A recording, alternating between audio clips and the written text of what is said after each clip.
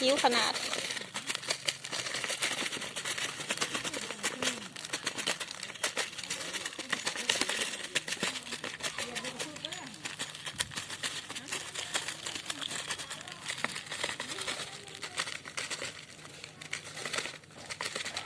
มันอยากกินน้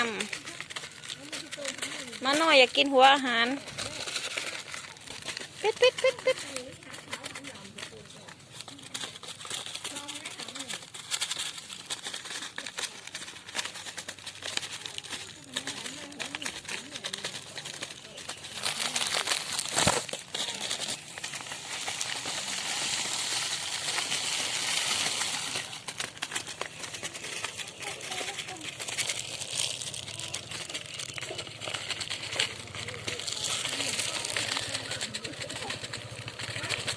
หยิบมาหน่อย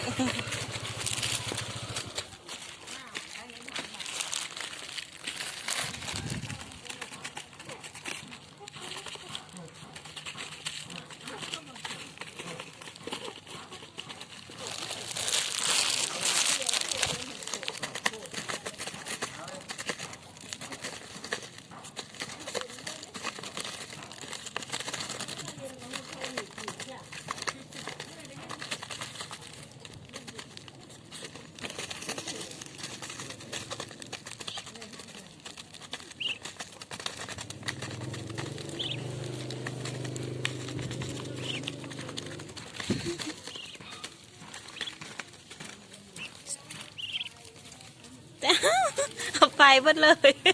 แม่มาหน่อยนี่ข้ามันใช้หัวอาหารเป็ดไป